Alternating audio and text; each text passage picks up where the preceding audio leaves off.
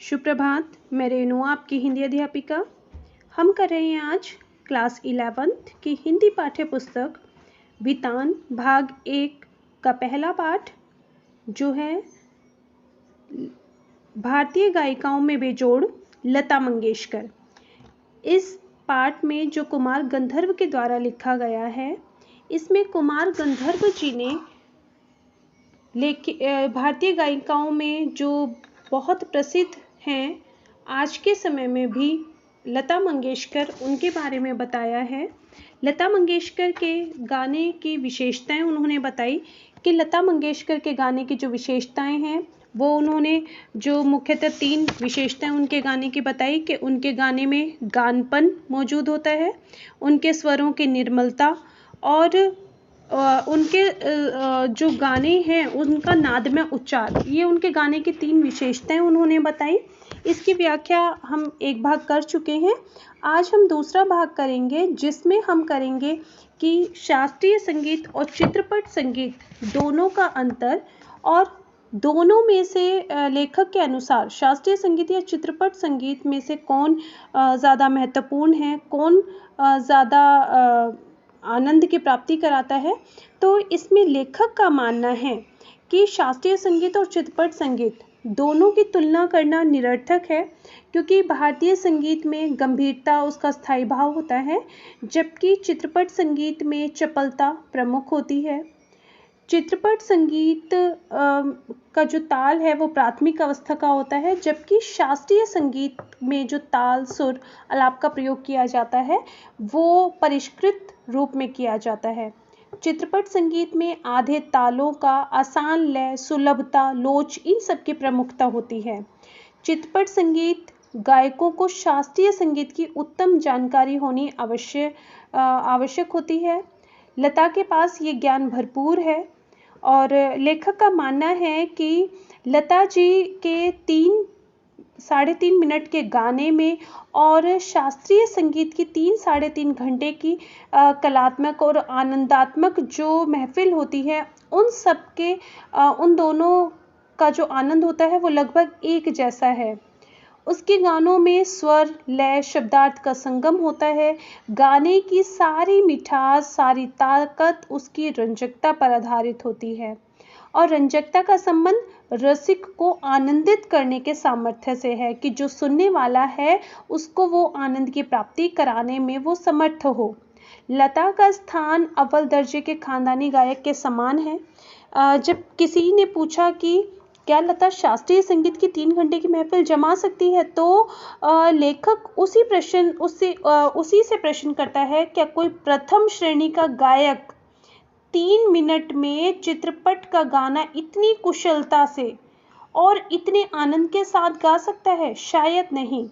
तो उसी के साथ साथ खानदानी जो गवैये हैं, उन्होंने कहीं ना कहीं ये आरोप भी लगाया कि चित्रपट संगीत ने लोगों के कान बिगाड़ दिए हैं, लेकिन लेखक का मानना है कि चित्रपट संगीत ने लोगों के कान बिगाड़े नहीं हैं, बल्कि सुधार दिए हैं। तो अब हम इस कहानी का आगे का भाग करते हैं।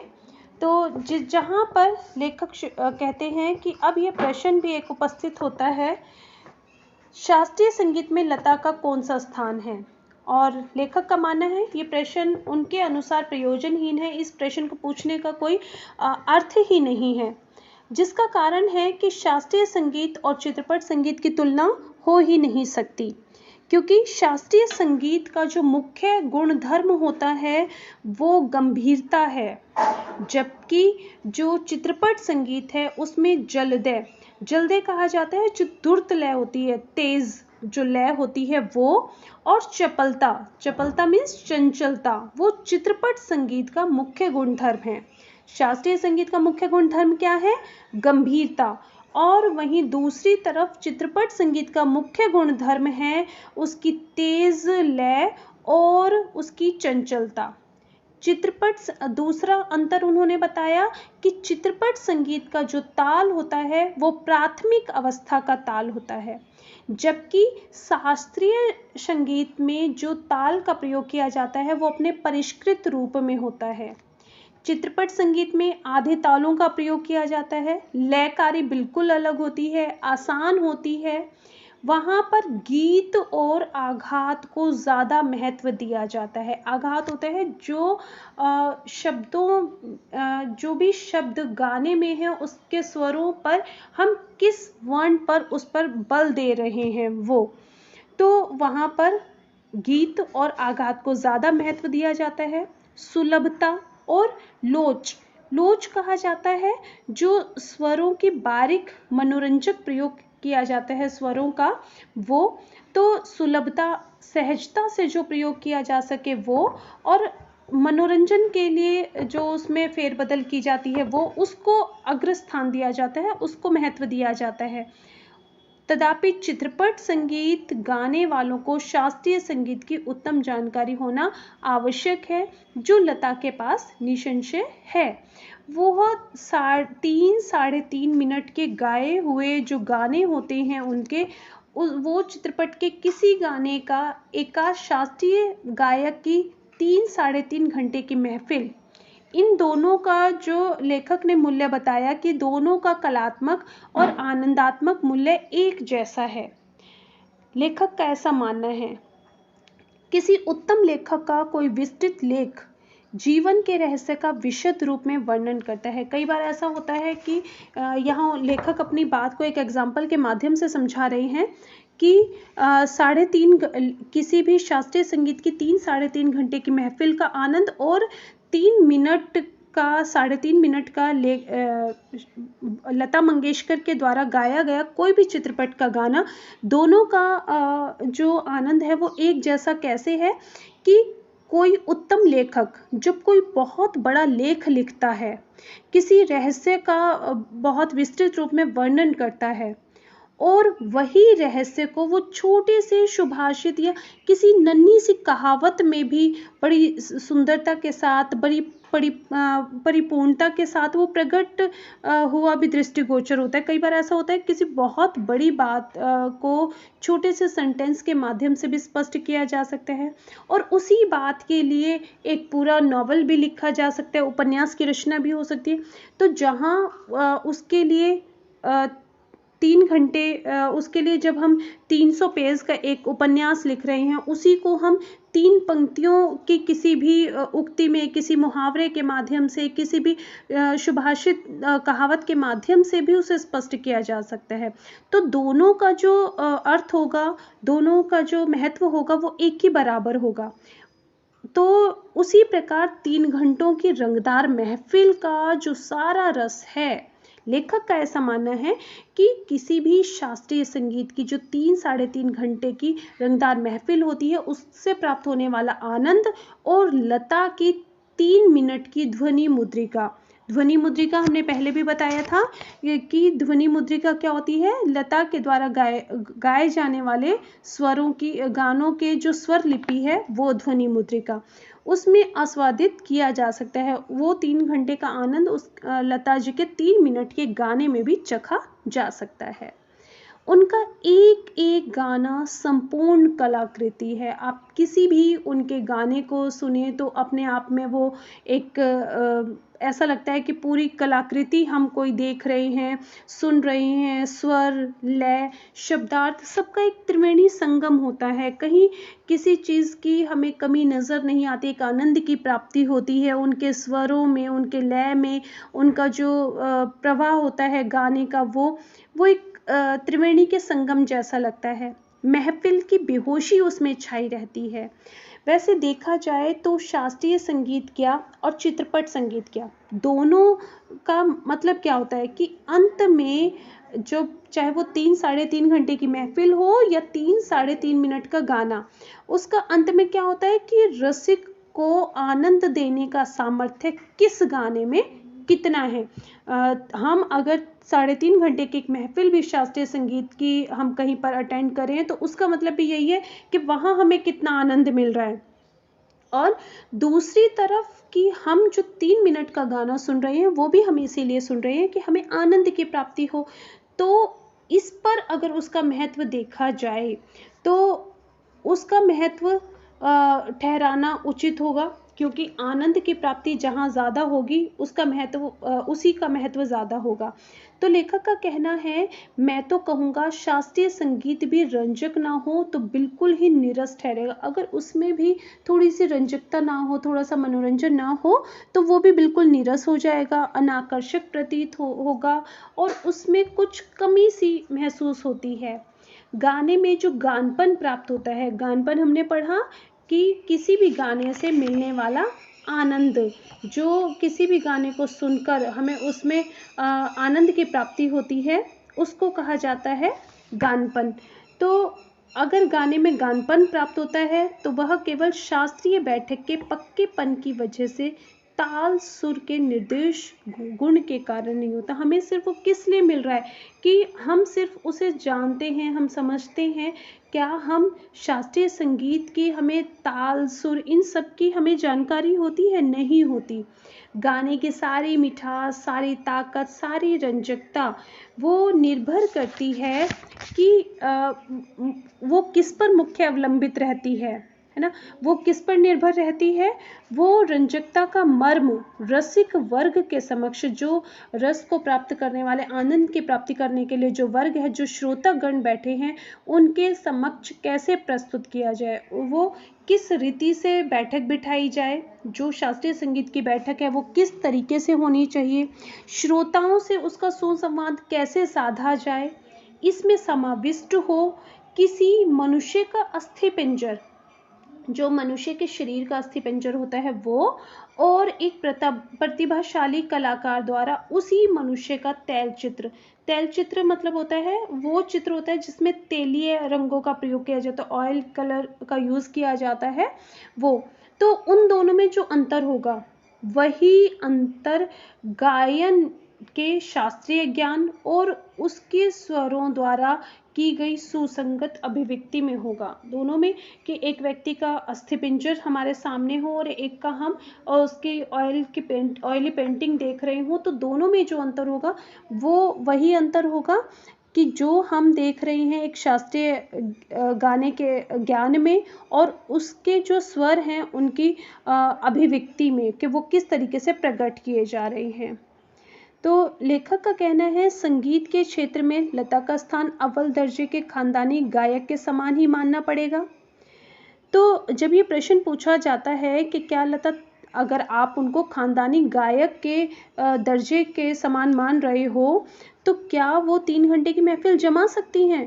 तो लेखक का कहना है कि मुझे भी उनसे एक प्रश्न पूछना है कि क्या कोई पहली श्रेणी का गायक 3 मिनट की अवधि में चित्रपट का कोई भी गाना इतनी कुशलता से, इतनी रसोत्कटता से गा सकेगा, जितनी रंजकता के साथ, जितने मनोरंजन के साथ, जितने कुशलता के साथ लता जी गा देती हैं? नहीं।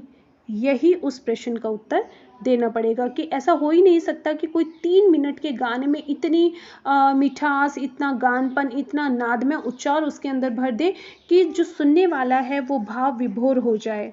खानदानी गवैयों का ऐसा भी दावा है कि चित्रपट संगीत के कारण लोगों की अभिरुचि बिगड़ गई है। जो आज हम फिल्मी म्यूजिक सुन रहे हैं, तो जो शास्त्रीय संगीत के जो खानदानी गवैये हैं उनका ऐसा मानना है कि इस चित्रपट संगीत ने, इस फिल्मी जो सॉन्ग्स हम सुनते हैं, इन्होंने लोगों की इंटरेस्ट को, उनकी जो रुचि है वो अब बदल गई है।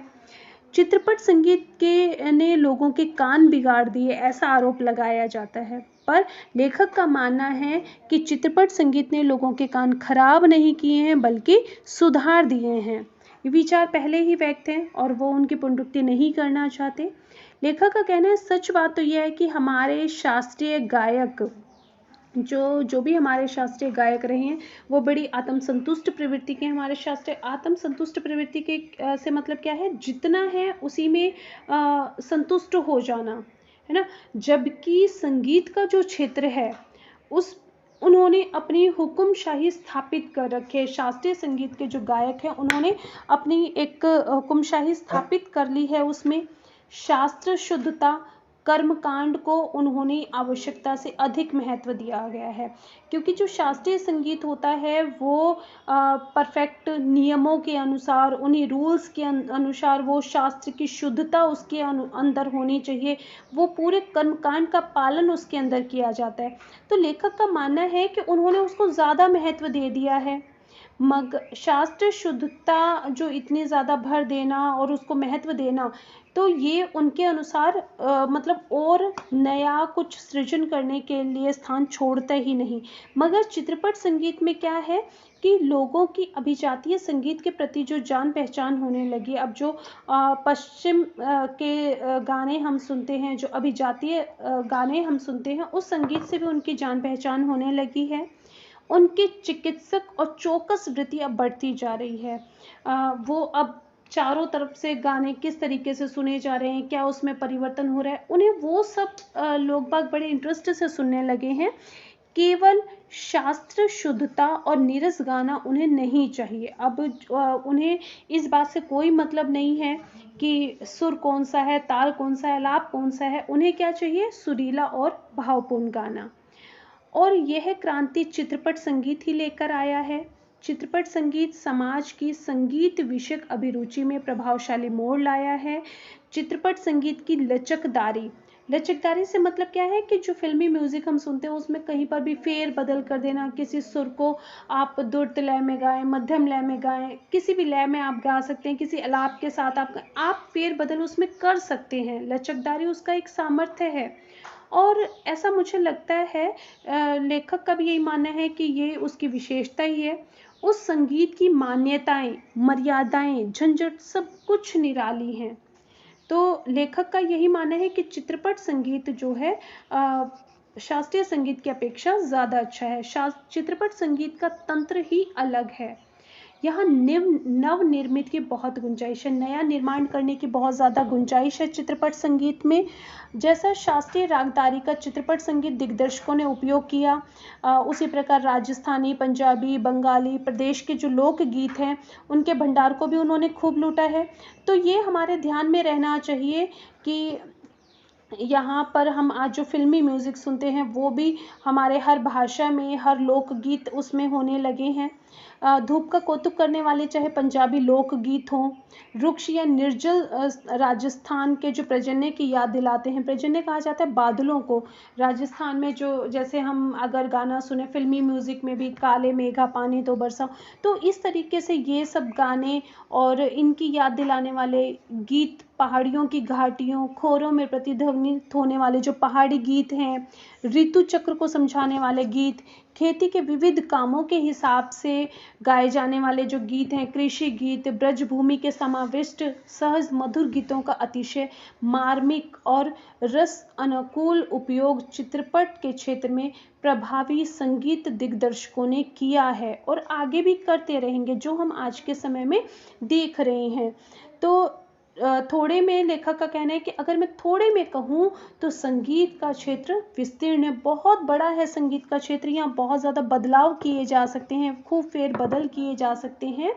वहाँ अब तक आलक्षित, असंशोधित और दृष्टिपूर्ण कि संगीत के क्षेत्र में आलक्षित, जिसको अभी तक जिस पर लक्ष्य नहीं साधा गया, असंशोधित जिसमें कुछ परिवर्तन नहीं किया गया, अदृष्टिपूर्ण जो अभी तक देखा ही नहीं गया, ऐसा बहुत सारा क्षेत्र है, ऐसा बहुत सारा सृजन करने की क्षेत्र यहाँ संगीत के क्षेत्र में है। तथापि बड़े जोश से इसकी खोज और उपयोग चित्रपट के लोग करते चले आ रहे हैं। हम देख रहे हैं प्रतिदिन नए नए जो परिवर्तन हैं हमारे संगीत की दुनिया में वो होते रहते हैं। तो फलस्वरूप चित्रपट संगीत दिनों दिन अधिक विकसित होता जा रहा है। प्रतिदिन जो लोगों की अभिरुचि बढ़ रही है, प्रतिदिन जो संगीत में बदलाव आ रहे हैं, वो सब इसी कारण आ रहे हैं क्योंकि यहाँ नया सृजन करने की, नया निर्माण करने की बहुत ज़्यादा गुंजाइश है। ऐसे इस चित्रपट संगीत की क्षेत्र की लता जो है वो अनभिक्षित सामग्री है। अनभिक्षित सामग्री से मतलब है एक बेताज, जिसको मतलब जिसका कंपैरिजन हम किसी से ना कर सकें, ऐसी सामग्री है लता जी। और भी कई पार्श्व गायक गायिकाएं हैं, पर लता की लोकप्रियता इन सब से कहीं अधिक है। आज भी हम देखते हैं कई एल्बम सॉन्ग्स के गायक हैं, गायिकाएं हैं। और लता से पहले भी, जैसे पाठ की शुरुआत में लेखक ने नूरजहां के बारे में बताया था, तो पहले भी, लता से पहले भी अपना एक स्थान बना चुके जो गायक थे वो, और आज के समय में भी ऐसे बहुत सारे हैं जिन्होंने अपना एक बहुत अच्छा स्थान बना लिया है। लेकिन उन सब के बावजूद भी आज लता जी की लोकप्रियता जो है वो उन सब से कहीं अधिक है। उनकी लोकप्रियता के शिखर का स्थान अचल है। वो अभी तक कोई ऐसा नहीं आया भारतीय संगीत के क्षेत्र में कि जो उनके स्थान को हिला पाया हो। तो बीते हुए वर्षों में जितने भी हम देखें तो हम देख रहे हैं वो अभी तक गाती चली आ रही हैं। और शायद हम मतलब उनकी जो आवाज़ है, हमने जो पहले दिन सुनी थी, आज भी जब हम उनके गाने सुनते हैं तो हमें उसमें कहीं भी कोई बदलाव नहीं नज़र नहीं आता। उनकी लोकप्रियता अबाधित है। लगभग आधी शताब्दी लगभग 50 वर्षों तक जन मन पर, मतलब हमेशा ये कहा जाता है, चाहे संगीत का क्षेत्र हो, फिल्मी दुनिया का क्षेत्र, कोई भी क्षेत्र हो, वहाँ हर एक व्यक्ति का एक समय आता है, उसके बाद उसका समय समाप्त हो जाता है, कोई नया उस स्थान को ले लेता है। पर यदि हम लता जी की देखें तो संगीत के क्षेत्र में लता जी ने लगभग 50 सालों से जन मन पर अपना प्रभुत्व जमाना आसान नहीं है, वो जमाया हुआ है। ज़्यादा क्या कहूँ, एक राग भी हमेशा टिका नहीं रहता। भारत के कोने कोने में लता जी के गाने पहुंच रहे हैं, और भारत के कोने कोने में ही नहीं बल्कि प्रदेश में भी उनका गाना सुनकर लोग पागल हो जाते हैं। क्या ये चमत्कार नहीं है? और आज हम उसी चमत्कार को, लता जी को हम अप्रत्यक्ष रूप से देख पा रहे हैं। तो ऐसे जो कलाकार होते हैं वो शताब्दियों में शायद एक ही पैदा होते हैं। जैसा यदि हम कहें, अभी तक भी किसी ने लता जी जैसा स्थान नहीं बनाया है, और आगे भी अभी किसी के लिए हम कुछ नहीं कह सकते। तो ऐसे जो कलाकार हैं लता जी जैसे, वो शताब्दियों में कोई एक ही पैदा होता है, और ऐसे कलाकार आज हम सभी के बीच में हैं। उन्हें हम अपनी आंखों के सामने घूमता फिरता हुआ देख पा रहे हैं। तो कितना बड़ा है हमारा भाग्य जो हम लता जी जैसे कलाकार को अपनी आंखों के सामने देख पा रहे हैं। तो इस तरीके से ये हमने कहानी का सार पढ़ा। आशा है आपको ये समझ में आया होगा, और इस पाठ के नोट्स हम अपनी नेक्स्ट वीडियो में डालेंगे। तो आज के लिए इतना ही। धन्यवाद।